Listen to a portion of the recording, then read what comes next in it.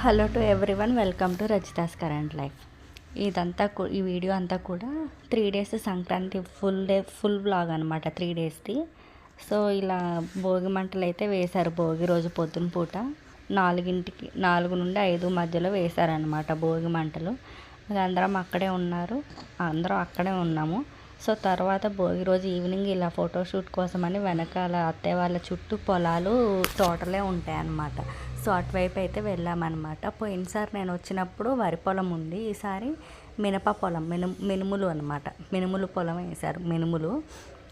మినుములు వస్తాయి మనకి ఏప్రిల్ మే టైంలో మినుములు వస్తాయి అన్నమాట. ఈ మినుముల పొలం అయితే వేశారు. వెళ్ళి మేము ఇక అక్కడ కొంచెం అయితే ఫోటోషూట్ తీసుకున్నాం అనమాట. ఫొటోస్ దిగాము. మా వదిన వాళ్ళ పిల్లలు, తోటికోడలు వాళ్ళ పిల్లలు, మేమందరం వెళ్ళి అయితే తోటలో ఫొటోస్ దిగామన్నమాట.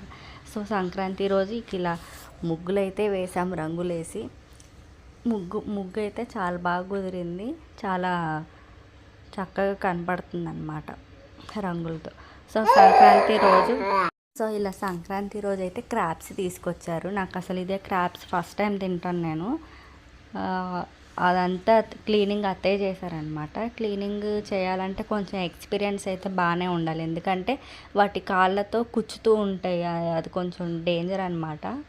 సో ఇలా ఫోటోషూట్ అయితే దిగాము సంక్రాంతి రోజు. ఇదంతా కూడా సంక్రాంతి రోజు ఈవినింగ్ కోడి పందాలకి అయితే వెళ్ళామన్నమాట చూడటానికి. నేను, మా హస్బెండ్, బాబుని ఇక అత్తయ్య దగ్గర వదిలేసి ఇలా చూడటానికి అయితే వెళ్ళాము.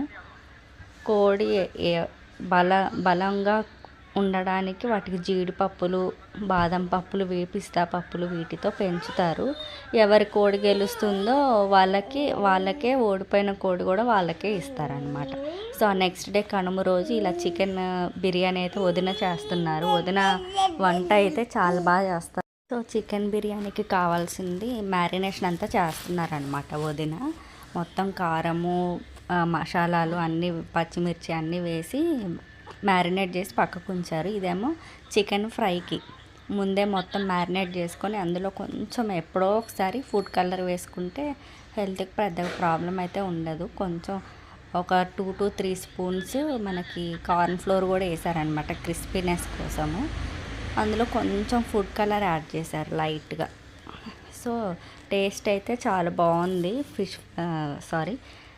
చికెన్ ఫ్రై కూడా. వదిన అయితే చాలా బాగా వంటలు చేస్తారు. అందుకే ఇక మా హస్బెండ్ ఇంటికి వస్తున్నారంటే ఖచ్చితంగా పులిహోర, అందులోకి దోసకాయ చట్నీ కంపల్సరీ అదైతే వండించుకొని తింటారనమాట మా హస్బెండ్. సో ఇలా చికెన్ ఫ్రైలోకే మనకి ఎగ్ కూడా ఒకటి కొట్టారనమాట. ఎగ్ ఒకటి కొట్టి మొత్తం మ్యారినేట్ చేసి పక్కకు పెట్టుకున్నారు. ఇదేమో బిర్యానీ రైస్ కోసం అనేసి ఒక 2 కేజీలు బియ్యం అనేది పోసారు. కట్టెల పొయ్యి మీద బిర్యానీ అంటే అసలు ఆ టేస్టే వేరే ఉంటుంది అసలు. అయితే కట్టెల పొయ్యికి ఇట్లా మొత్తం కూడా రాళ్ళు తీసుకొచ్చి పొయ్యి అయితే పెట్టారనమాట. కట్టెలు పెట్టి ముందు మంట అయితే పెట్టారు పొయ్యికి. మొత్తం ఇక మనకి గిన్నెకి మొత్తం నల్లగా అయిపోకుండా ఉండడానికి అనేసి ముందు గిన్నెకి మొత్తం కూడా మట్టి రాస్తారు. మట్టి లేకపోతే బూడిద రాస్తారు.